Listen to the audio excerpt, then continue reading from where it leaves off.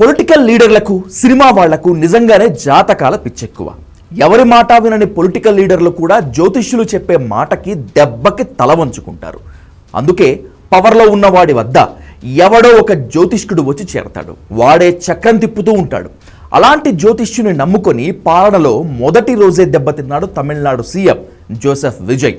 చివరికి కళ్ళు తెరిచి తన తప్పు తానే తెలుసుకొని సరిదిద్దుకున్నాడు.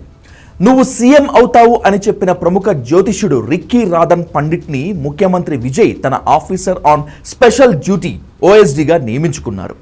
వ్యక్తిగత జ్యోతిష్యులను తీసుకొచ్చి ఇలా ప్రభుత్వ పోస్టింగ్ ఇవ్వటం, అది కూడా మొదటి రోజే ఒక జ్యోతిష్యుని ఓఎస్డీగా నియమించడంపై అన్ని వర్గాల నుంచి విమర్శలు వచ్చాయి. జాతకాలు చెప్పేవాడిని కేబినెట్ హోదాతో ఓఎస్డీ ఎలా చేస్తారంటూ మిత్రపక్షాలైన వీసీకే, డిఎండికే, వామపక్షాల నేతలు ప్రశ్నించారు. రిక్కీ రాధన్ తమిళనాడులో ఓ ప్రముఖ జ్యోతిష్యుడు. సీఎం జయలలితకు కూడా ఆయన వ్యక్తిగత జ్యోతిష్యుడిగా ఉన్నారు.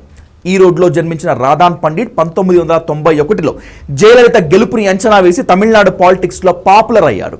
కానీ 2014లో జయలలిత జైలుకి వెళ్తారన్న అంచనా తప్పడంతో ఆమె రాధన్కి గుడ్ బై చెప్పారు. ఆ తర్వాత రాధన్ సింగపూర్లో సెటిల్ అయ్యారు.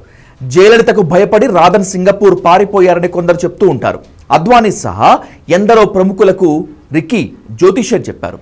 ఇటీవల విజయాన్ని కూడా అంచనా వేసి ముఖ్యమంత్రి అవుతారని చెప్పి మళ్ళీ ట్రెండింగ్లోకి వచ్చారు. గెలుపుని ముందే చెప్పి తనకెంతో ఆత్మవిశ్వాసాన్ని ఇచ్చిన రిక్కీ రాధన్కు వెనక ముందు చూడకుండా ఏకంగా ఓఎస్డీ పోస్ట్ ఇచ్చేశారు విజయ్. దీంతో ఎవరి రిక్కీ రాధన్ పండిత్ అని జనమంతా ఇంటర్నెట్లో సెర్చింగ్ చేశారు. జ్యోతిష్యుడిని ఓఎస్డీగా నియమించడంపై విజయ్కు మిత్రపక్షాల నుంచి విమర్శలు వచ్చాయి.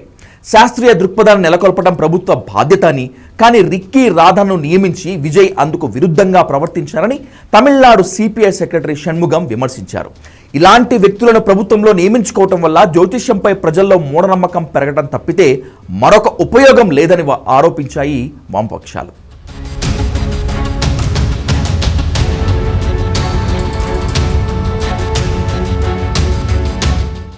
జ్యోతిష్యుడికి క్యాబినెట్ హోదాలో ప్రభుత్వంలో చోటు ఇవ్వటం ఏంటి అని అన్ని పార్టీలు విజయ్ని వెక్కిరించాయి. అసెంబ్లీలో విశ్వాస పరీక్ష సందర్భంగా టీవీకేపై డిఎండికే ఎమ్మెల్యే దివంగత కెప్టెన్ విజయకాంత్ సతీమణి ప్రేమలత మండిపడ్డారు. మీకు యువత ఓటు వేసి బ్రహ్మాండమైన మెజారిటీ ఇచ్చింది, కానీ మీరు అధికారం చేపట్టగానే జ్యోతిష్యాన్ని నమ్ముతున్నారు. యువత మిమ్మల్ని నమ్మితే మీరు జ్యోతిష్యులను నమ్ముతారా? దీన్ని మేము ఖండిస్తున్నామని ఆమె అసెంబ్లీలోనే స్పష్టం చేశారు. அரசு குடும்பத்தில் இருந்து நான் வந்தவன் இல்லை என்று முதல்வர் சொல்லும் பொழுது வரவேற்றார்கள் அனைவரும். ஆனால் இன்றைக்கு அவருடைய ராஜகுருவாக இருப்பவரை மிஸ்டர் ரத்தன் பண்டிட் என்பவரை அரசியல் சிறப்பு அதிகாரியாக அரசு வேலையில் அமர்த்தியதை ஒட்டுமொத்த தமிழக மக்கள் சார்பாக வன்மையாக இந்த வரலாற்று சிறப்பு மிக்க அவையில் நான் அதை குறிப்பிட கடமைப்பட்டிருக்கிறேன். அப்படி உங்களுக்கு ராஜகுருவா இருந்தா உங்க పర్సనల్ அவரை வச்சுக்கணும். ఓఎస్డీగా జ్యోతిష్యుడు రాధన్ పండిట్ను నియమించడంతో తమిళనాడు సీఎం విజయ్ తొందరపడినట్లు స్పష్టమైంది. బల నిరూపణకు ముందే రాధా నియామకం అనాలోచిత చర్య అని రాజకీయ విశ్లేషకులు మీడియాలోనే ఓపెన్గా మాట్లాడేశారు. మ్యాజిక్ ఫిగర్కు ఎడ్జ్లో ఉన్న విజయ్ ఇలాంటి రాంగ్ స్టెప్ ఎందుకు వేశారు అనేది చాలా మంది వాదన. అసెంబ్లీలో మరో మిత్రపక్షమైన వీసీకే కూడా విజయ్ నిర్ణయాన్ని తప్పుపట్టింది. చేసిన పొరపాటును విజయ్ వెంటనే దిద్దుకున్నారు. ఓఎస్డీగా రాధన్ పండిత్ నియామకాన్ని రద్దు చేశారు. అప్పటికప్పుడు ఉత్తర్వులు జారీ చేశారు. ప్రతిపక్షాల సంగతి సరే, మిత్రపక్షాలే విజయ్ని ఈ విషయంలో వ్యతిరేకించడంతో అసెంబ్లీ ముగియగానే రాధా నియామకాన్ని రద్దు చేస్తూ జీవో జారీ చేశారు సీఎం విజయ్.